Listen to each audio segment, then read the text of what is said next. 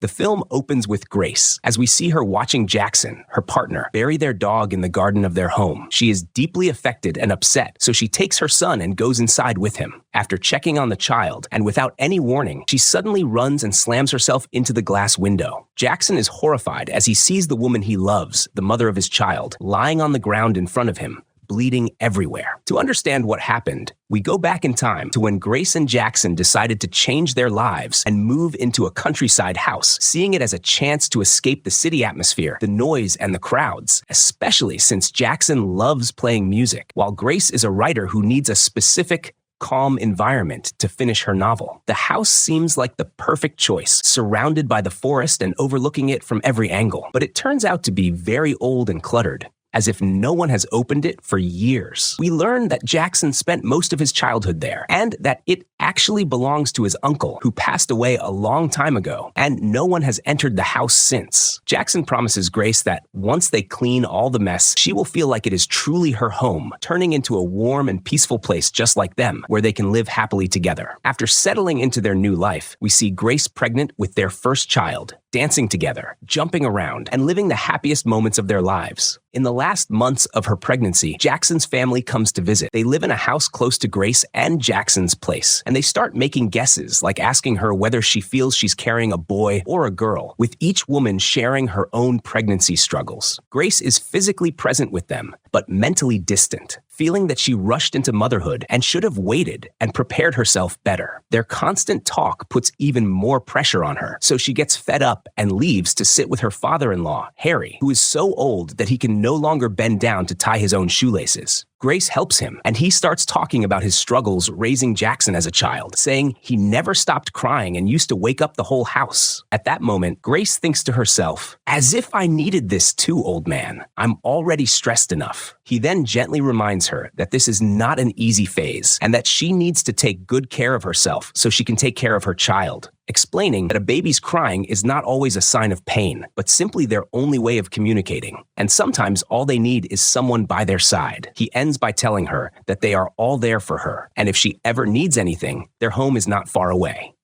She then goes back to sit with the women again, but only a few minutes pass before Harry suddenly starts yelling at all of them, shouting, "What are you all doing here? This is my brother's house. Get out, all of you." His wife steps in to calm him down and reminds him that the house now belongs to Jackson and Grace, and that everyone understands the condition he is in, since the symptoms of old age sometimes make him aware of the present, and other times leave him trapped in the past. They end up staying the night, and later that evening, Grace hears a clattering noise coming from the kitchen. She wakes up and finds her father-in-law standing there, clearly sleepwalking. She rushes after him and catches up when she sees him heading straight toward the forest. Grace manages to wake him gently without frightening him, reminding him who she is and that she is pregnant with his grandchild. He slowly comes back to his senses, remembers everything, and asks her to take good care of her child once he is born, not to leave him crying, and to always stay by his side. It does not feel like ordinary advice or a simple recommendation, but rather as if he is trying to remind her of the importance of the stage she is about to enter. As the delivery date gets closer, Grace feels more and more conflicted, completely unprepared, especially since she lost her own family at a young age and grew up alone. She is afraid of failing, but she has no choice except to try, to discover for herself what awaits her, and to face those fears head on, particularly because Jackson is with her and will surely help. The question remains, will she become a good mother or will she fail? We will see. Time passes, and 6 months after giving birth, we see Grace in the forest, struggling with the sense of detachment she feels. We learn that she gave birth to a beautiful baby, and she tries to fight that emotional distance by moving closer to him and caring for him, while also trying to take care of her husband. Still, she feels Jackson growing distant, and their relationship is no longer the same as it used to be. She realizes that he, too, is overwhelmed by the new responsibility placed on him. Later, he sits with her and tells her that his mother would like to come and visit. Grace feels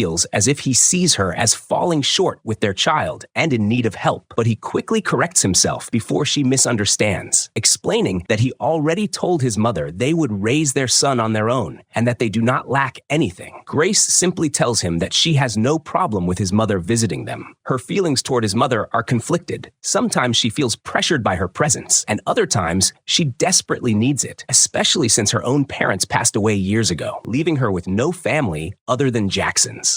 On another day, Grace goes to the supermarket, where the cashier treats her very kindly, asking if she needs any help, then sharing her opinion about the products Grace picked. When she gets no response, the cashier starts playing with the bailiffs and asks, "What's his name?" "This little guy." Grace snaps back irritably, telling her they still haven't chosen a name. As the cashier tries to continue the conversation, Grace cuts her off sharply and says, "What's the point of all this talking? I don't get it. I'm here to shop, not to get to know you. Take the money and let me leave." We begin to realize that motherhood has not been easy for Grace at all, especially with their rural life isolating them from other people, spending long days alone since Jackson is away most of the time working in the city. Late at night, Jackson comes home and asks her why she's still awake. She tells him she couldn't sleep and is feeling a bit restless. He responds harshly, "So you felt bored and decided to wake up my son this late just to entertain yourself?" He doesn't even give her a chance to reply, instead showing her that he bought a dog to keep them company. But instead of being happy, Grace becomes even more upset. Rather than trying to get closer to her, they seem to be drifting apart day after day. He even went and got her a dog, as if deliberately adding more responsibility on her shoulders. And on top of that, he isn't even around to help, leaving her alone to deal with this new situation by herself. We see Grace's new reality, now filled with hardship. Her son's toys scattered across the floor, dirty dishes piling up, and her struggling to take care of both her baby and the dog that gives her a headache all day long, as if she wasn't already overwhelmed enough. This time, Jackson's absence feels longer than usual. When she calls him and asks where he is and what he's doing, he tells her he's sitting at a restaurant eating a burger. She's stunned and thinks to herself, "A burger? I don't even have a single lemon in the fridge, and I'm basically living on drinks." Jackson has completely tuned out, fed up with her constant headaches and what he sees as unjustified negativity, deciding to give himself a break from her and from the responsibilities of fatherhood that suddenly landed on him without warning. When she keeps the call going and asks him what else he's doing besides work, he gets bored and asks, "Are you okay?" She tells him she's just checking on him, nothing more. He then starts asking her about her work and whether she has written anything new for her novel.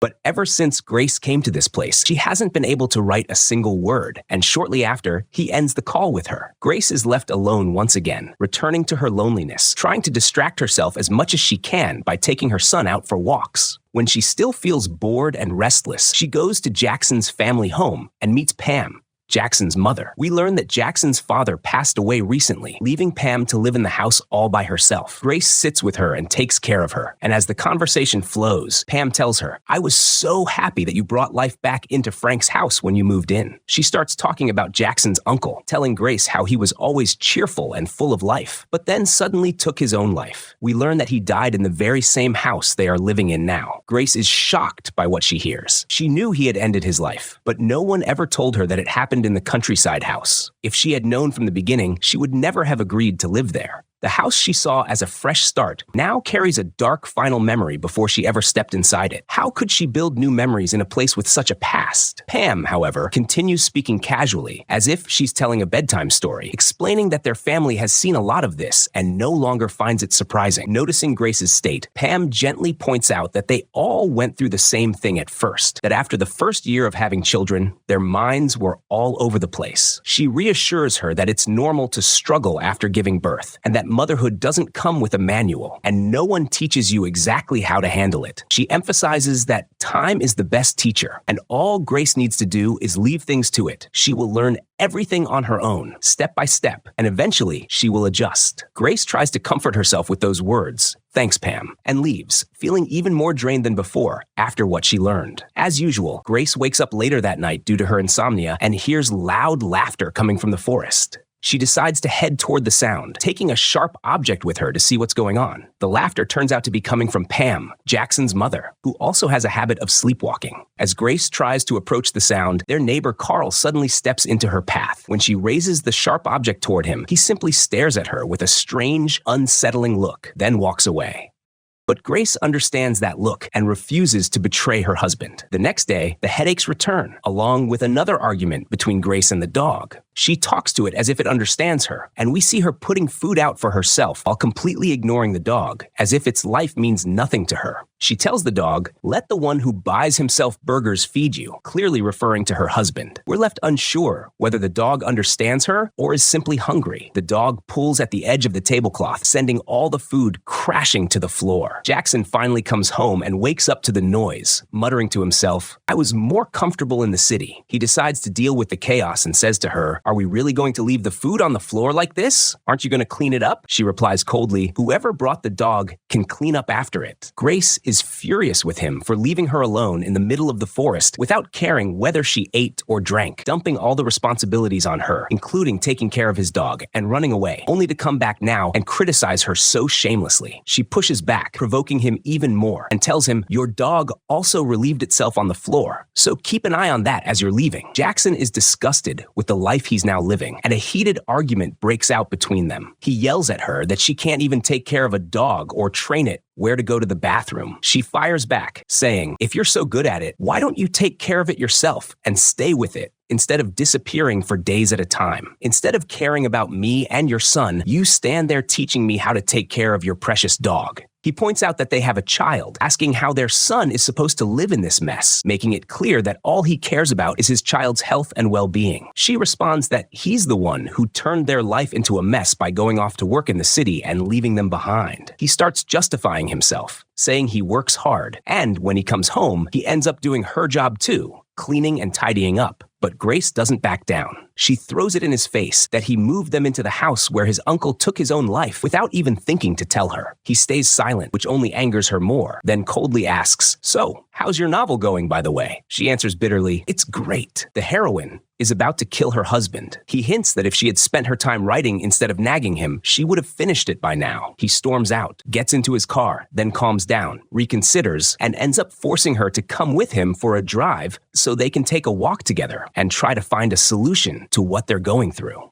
Jackson tries to find a way to fix their relationship and take care of their son together after their life has turned into nothing but tension and constant shouting. He tells Grace that he can see she's no longer okay and that she needs help, assuring her that he will always be there for her and support her no matter what. But Grace doesn't believe a single promise he makes. She chooses to stay silent, not responding with a single word, and asks him to turn off the music in the car. He reminds her that she always loved listening to him play the guitar, but she tells him that she can no longer stand hearing any sound around her. He's surprised because she was never like this before, and he keeps staring at her in confusion. On the road, they get into an accident and accidentally hit a wild horse. Instead of being shocked or worried, Jackson sees Grace standing there laughing, and he immediately feels that her reaction is unnatural, as if there's something wrong that he can't understand. She then rushes back home to check on her son, whom they left alone, reassuring him that she will never leave him by himself again. Later that night, Grace wakes up to the sound of the dog barking. She becomes furious, unable to tolerate anything anymore. She sneaks into Pam's house, steals her husband's rifle while she's asleep, and goes back home to Jackson. She wakes him up, holding the rifle in her hands, and tells him,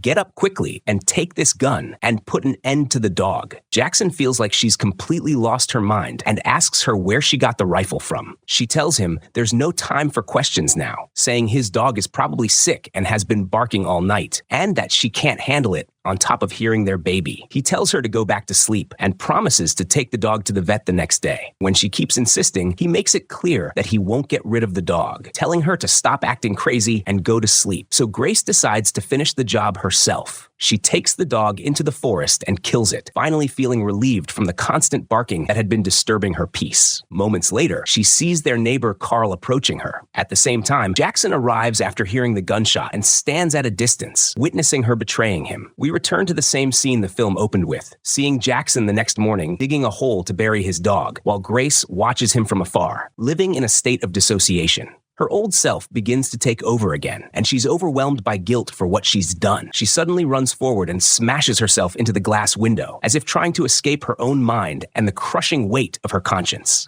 Jackson rushes her to the hospital, but she turns out to have only a few minor injuries. When she sees him, she apologizes, not because she killed his dog and not because she betrayed him, but because she can't explain to him that this isn't really her, that she feels like she's living with two different personalities, and that none of this is his fault. Jackson feels like the woman he knew and loved is right there in front of him, and all he wants is for her to stay like this and return to how she used to be. Back at home, Jackson's mother sits with Grace and advises her to keep herself busy, suggesting things like learning yoga, going for runs, or trying to write again. She asks her, why don't you write anymore? Grace explains that she no longer knows how to write, as if she's lost her talent and her mind has gone completely blank. Pam tries to pull her out of this state and offers to take care of their son so Grace can go out, change the atmosphere, and clear her head, since it's obvious she's suffering from depression and a sense of detachment from reality. Grace is no longer the person Pam once knew, and it breaks her heart to see her youth slipping away day after day. When Jackson comes home, Grace takes her son and goes for a walk with him in the forest, trying to breathe and calm herself after Pam's words deeply affected her. There, she sees the wild horse they injured by accident when they hit it with the car. She approaches it as if apologizing, as though Grace herself is caught in a struggle between good and evil. Later that night, she hears Pam talking to Jackson about her, mentioning that Grace had been gone for hours with the baby without telling anyone. Jackson tells his mother that Grace needs space for herself, but Pam insists that she's not okay and needs to be admitted to a clinic for treatment. He refuses. Grace overhears all of this and feels like she's become a burden on her husband and his family. The next day, she sees Carl with his wife and their disabled daughter. She approaches them under the pretense that her car has broken down and that she needs help, and Carl understands that she's doing this on purpose just to show herself to him. He looks at her in a way that clearly says, "Go away and don't ruin my life." Grace understands the message perfectly, turns away, and leaves.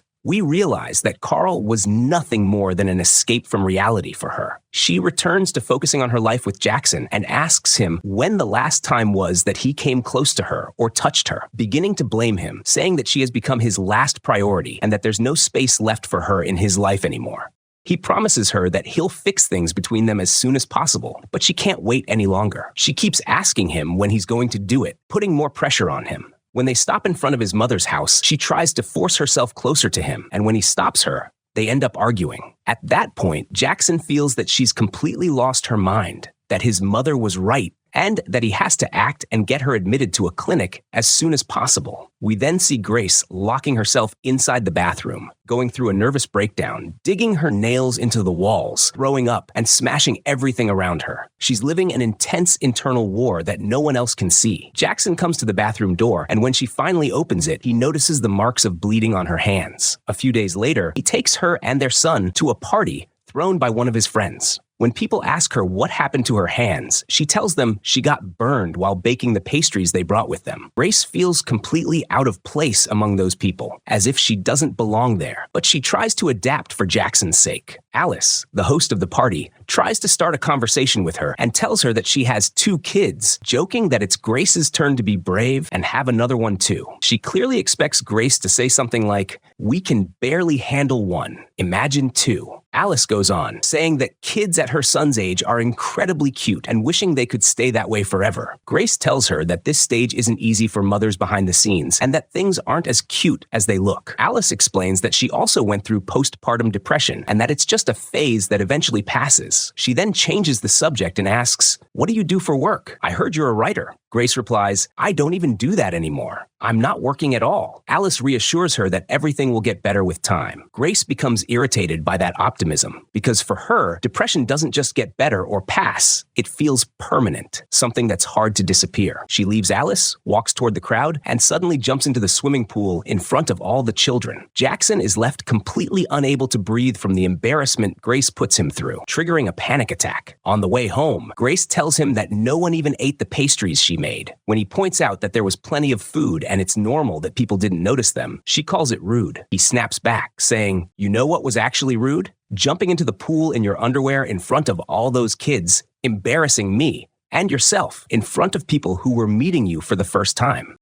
As usual, Grace doesn't respond to what he says and doesn't seem to grasp the seriousness of what she's done, as if her mind wasn't really there at all. Suddenly, she opens the car door and tries to jump out, terrifying Jackson. At that moment, he realizes she has reached a dangerous stage and could end up hurting herself or someone else. The next day, she takes her bike and goes to Carl, betraying Jackson once again, or rather, escaping from him again. We start to notice that whenever her relationship begins to feel like a prison, she chooses freedom. And since Carl is the only option in front of her, she chooses him. Jackson sees and knows that she's cheating on him, but he decides to stay silent for now, fully aware that any reckless reaction from him would not be in her best interest. He tries to take on the role of doctors himself, doing everything he can to keep her holding on to life and bring her back to reality. He's convinced that he can help her and pull her out of the state she's in, refusing to let her slip through his fingers. Then, out of nowhere and without any buildup, he asks her, "Will you marry me?" We see their wedding celebration, everyone around them happy, congratulating them and dancing together during their first dance. Grace looks overwhelmed with joy, and we feel the early signs of Jackson's attempt to heal her. For him, this decision isn't just a solution or a treatment. He's even happier than she is, trying to reunite his family once again, hoping things will finally work out, that happiness will enter their home. In the middle of the celebration, Grace drinks heavily and starts dancing in strange, erratic ways. The guests notice, but Jackson understands her condition and lets her be. Toward the end of the party, she quietly slips away, goes up alone to her hotel room, and continues drinking. She calls the front desk and asks them to send more alcohol to her room, but the receptionist tells her they don't offer room service. Still, she keeps talking to him, using loneliness as an excuse, though that feeling is truly real for her. After briefly tasting happiness, she suddenly feels that this life doesn't belong to her, so she chooses isolation and stays alone. She opens up to the receptionist, telling him her life story and explaining that she's trying to be a faithful wife. Before she can even finish those words, she contradicts herself again, inviting him up to play music for her in the room. He goes along with it, and she dances to the sound of his guitar after the chaos of the wedding and the chaos raging inside her mind, as if she's desperately searching for a moment of calm.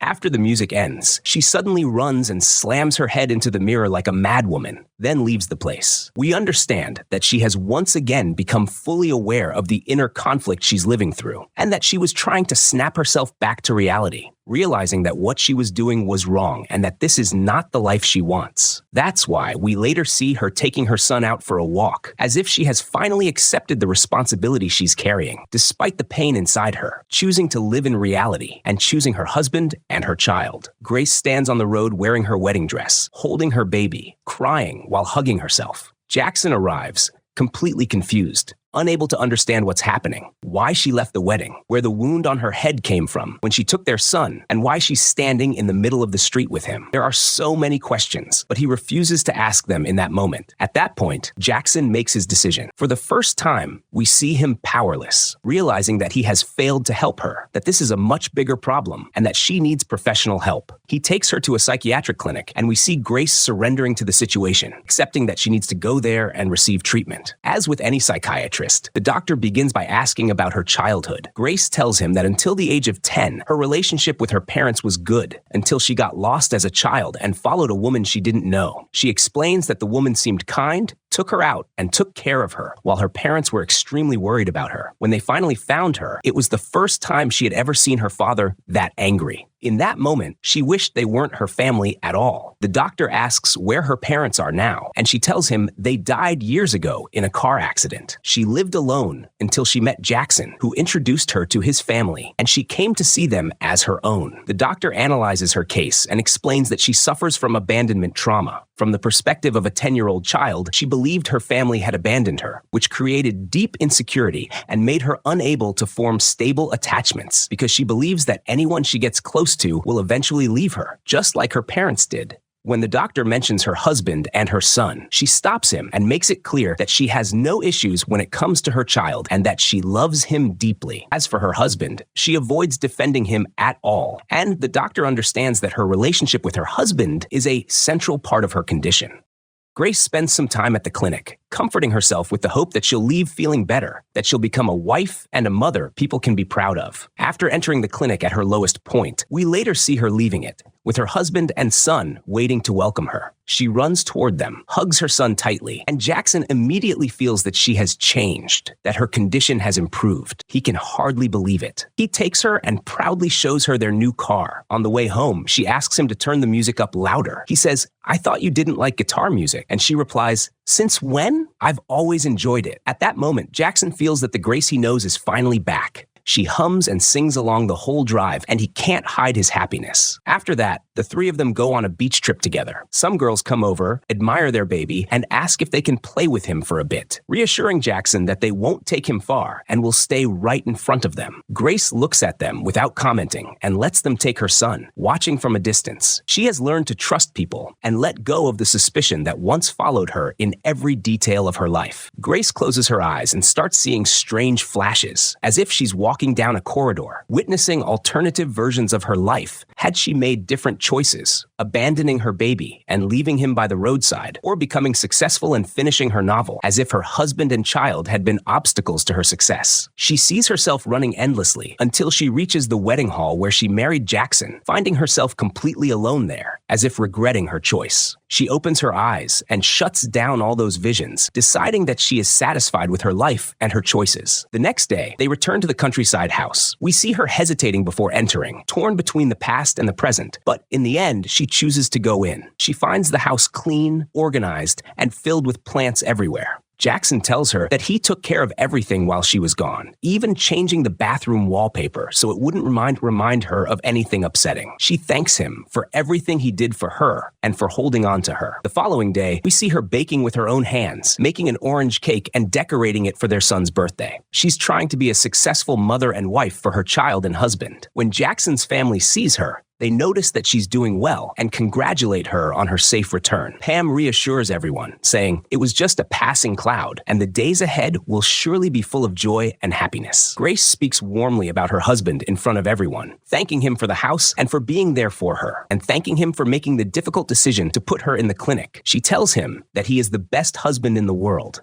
After that, she leaves the place and runs toward the forest, as if she finally feels free. When Jackson calls out to her, Pam asks him to give her space and let her be. He follows his mother's advice, then later takes Grace with him to head back home. On the way, he notices her drifting off, lost in thought, so he tries to pull her back and says, "Are you with me, or where are you right now?" She replies, "I'm right beside you. You just don't know how to see me." Neither he, nor we, the audience, fully understand what she means. He then tells her that he loves her, and she assures him that she has never loved anyone but him. They sing together the entire drive. Jackson makes one last attempt to hold on to her after sensing that he might lose her again. He pulls the car over so she can talk, but she looks at him as if she's memorizing his features and tells him, "That's enough. You've already done so much for me," asking him to stop trying. She feels that her presence is only hurting him now, so she leaves him and runs into the forest. She takes her manuscript and sets it on fire. Jackson doesn't realize this is the last time. He waits for her, giving her all the space she asked for. She takes off all her clothes as the fire spreads through the forest, and we see her walking straight toward the flames. When Jackson finally notices the fire, he runs after her, trying to reach her, but it's already too late. We understand then that she never fully recovered, that all of this was her attempt to appear normal. But the illness was stronger than she was,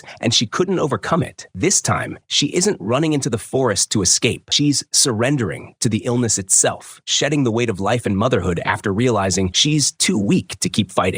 We see a symbolic final sequence where she steps backward, slowly distancing herself from her home, mindset which for her represented a prison, until she disappears completely, as if erasing her existence from a life that, to her, was nothing but pain. In that moment, the film comes to an end, and if you're still with us, let me explain what every detail symbolized. The forest represents the mind of our heroine and the confusion she lives in. The final scene of the forest burning symbolizes her final decision. The child represents the conflict between reality and her dissociation from it. The neighbor and her relationship with him symbolize the idea of escaping from her husband, her child, and responsibility. And the house, usually a universal symbol of safety, becomes a symbol of a prison in this film, which is why she hesitates to enter it one last time until she finally manages to leave it in the closing scene. Stay safe. Farewell.